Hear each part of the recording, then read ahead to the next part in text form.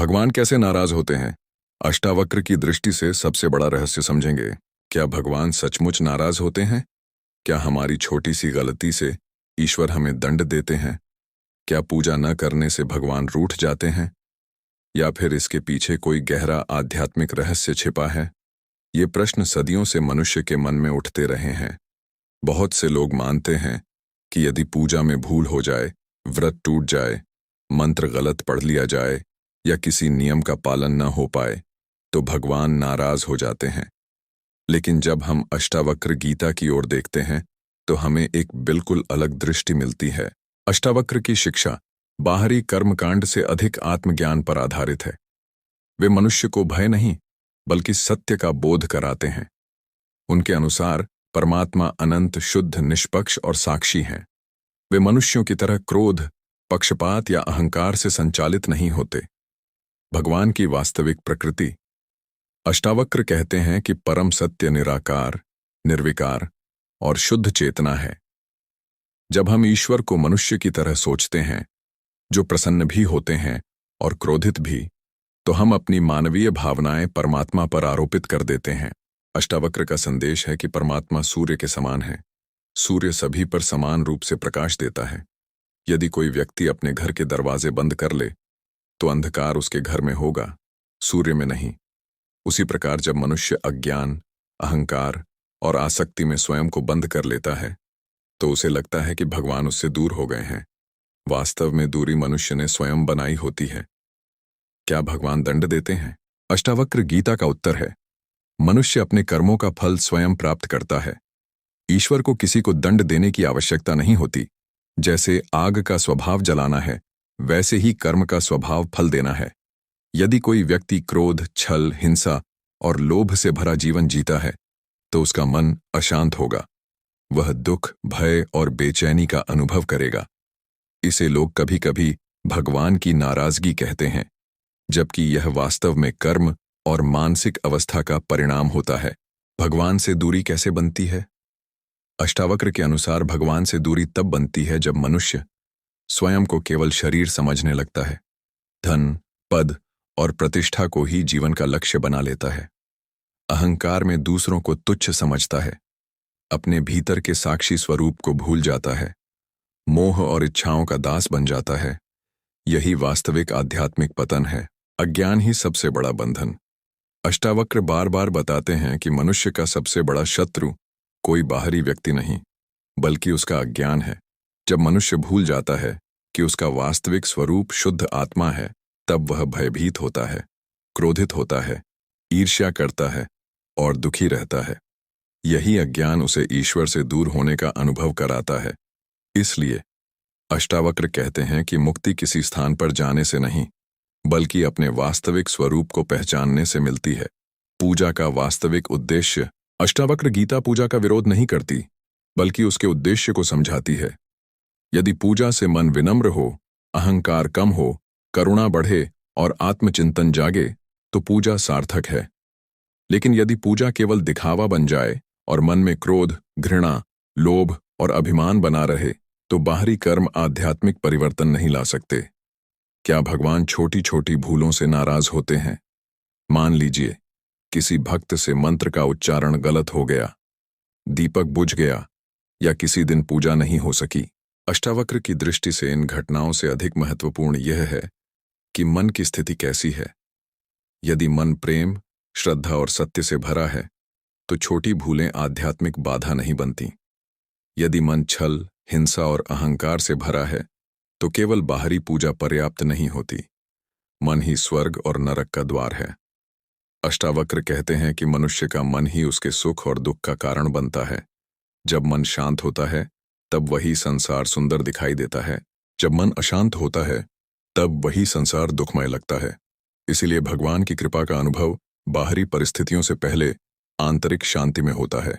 भगवान को क्या प्रिय है? यदि अष्टावक्र की शिक्षाओं का सार लिया जाए तो भगवान को सबसे अधिक प्रिय है सत्य, करुणा, विनम्रता, आत्मचिंतन, साक्षी भाव, आसक्ति से मुक्ति। ये गुण मनुष्य को उसके वास्तविक स्वरूप के निकट ले जाते हैं। सबसे बड़ा रहस्य। बहुत से लोग पूछते हैं, भगवान कब प्रसन्न होते हैं? अष्टावक्र की दृष्टि से उत्तर है, जब मनुष्य अपने वास्तविक आत्मस्वरूप को पहचानने की दिशा में बढ़ता है, तब उसका जीवन सत्य के अनुरूप होने लगता है। उसी परिवर्तन को ईश्वर की कृपा कहा जा सकता है। और जब मनुष्य अज्ञान, अहंकार और मोह में डूब जाता है, तब वह स्वयं अपने जीवन में दुख के कारण उत्पन्न करता है। इसे लोग भगवान की नाराजगी समझ लेते हैं। अष्टावक्र गीता का संदेश भय नहीं, बल्कि आत्मज्ञान है। यह हमें सिखाती है कि ईश्वर कोई क्रोधित शासक नहीं, बल्कि शुद्ध चेतना है। मनुष्य के कर्म, उसका मन और उसका अज्ञान ही उसके सुख दुख के मुख्य कारण बनते हैं। इसीलिए यदि आप वास्तव में भगवान के निकट जाना चाहते हैं, तो केवल बाहरी पूजा ही नहीं, बल्कि अपने भीतर झांकिए, अपने अहंकार को पहचानिए, मन को शांत कीजिए और सत्य की खोज कीजिए। यही अष्टावक्र की शिक्षा का प्रथम और सबसे महत्वपूर्ण रहस्य है। यदि भगवान हमारे भीतर ही हैं, तो फिर हम उनसे दूर क्यों महसूस करते हैं? यदि आत्मा शुद्ध और मुक्त है, तो जीवन में इतना दुख, भय और अशांति क्यों है? क्या वास्तव में भगवान दूर हो जाते हैं, या हमारा अपना मन ही हमारे और सत्य के बीच दीवार बन जाता है? यही प्रश्न एक समय राजा जनक के मन में भी उठा था। वे वैभव, ज्ञान और शक्ति से संपन्न थे, फिर भी उनके भीतर एक अधूरापन था। तभी उनका मिलन महर्षि अष्टावक्र से हुआ। अष्टावक्र ने उन्हें कोई जटिल अनुष्ठान नहीं बताया। उन्होंने सीधे मनुष्य के भीतर छिपे 3 सबसे बड़े बंधनों की ओर संकेत किया: अहंकार, आसक्ति और अज्ञान। अहंकार क्या है? सामान्यतः लोग अहंकार का अर्थ घमंड समझते हैं, लेकिन अष्टावक्र की दृष्टि इससे कहीं गहरी है। अहंकार केवल यह नहीं कि मैं सबसे बड़ा हूं। अहंकार का मूल भाव है, मैं यह शरीर हूं, मैं यह मन हूं, मैं ही सब कुछ करता हूं। जब मनुष्य अपनी पहचान शरीर, धन, पद, परिवार, प्रतिष्ठा या विचारों से जोड़ लेता है, तब वह अपने वास्तविक आत्मस्वरूप को भूल जाता है। यही अज्ञान से जन्मा अहंकार है। इसीलिए कोई व्यक्ति अपने धन पर गर्व करता है, कोई अपने ज्ञान पर, कोई अपनी शक्ति पर और कोई अपने धर्म या साधना पर।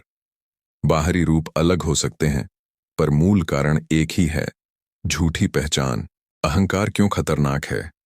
अहंकार मनुष्य को सत्य देखने नहीं देता। जब कोई हमारी प्रशंसा करता है तो अहंकार प्रसन्न होता है। जब कोई आलोचना करता है तो वही अहंकार क्रोधित हो जाता है। इस प्रकार हमारा सुख दुख दूसरों के व्यवहार पर निर्भर हो जाता है। अष्टावक्र कहते हैं कि जो स्वयं को साक्षी रूप में जान लेता है, वह न प्रशंसा से फूलता है और न निंदा से टूटता है। उसकी शांति भीतर से आती है। यही कारण है कि अहंकार आध्यात्मिक मार्ग की सबसे बड़ी बाधाओं में से एक माना गया है। आसक्ति का बंधन।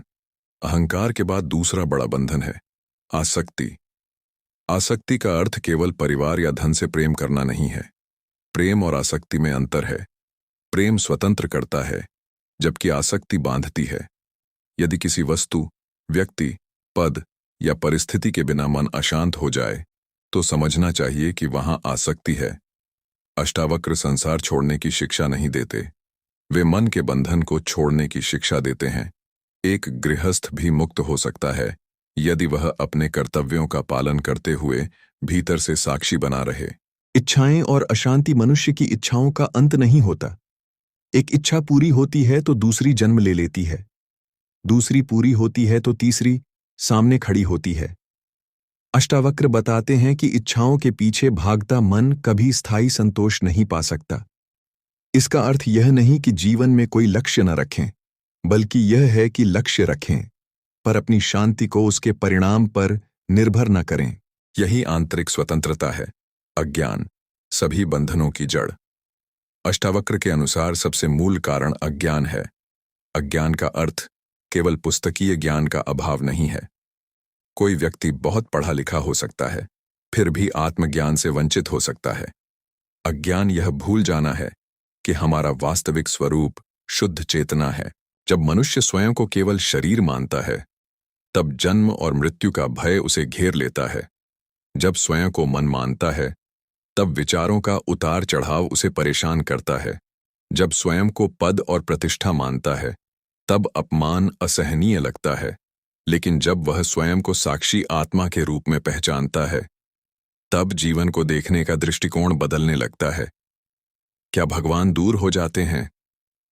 अष्टावक्र का उत्तर है नहीं, ईश्वर कहीं जाते नहीं। जिस प्रकार बादल सूर्य को नहीं बुझाते, केवल हमारी दृष्टि से छिपा देते हैं, उसी प्रकार अहंकार, आसक्ति और अज्ञान परमात्मा को नहीं हटाते, वे केवल हमारे अनुभव पर पर्दा डाल देते हैं।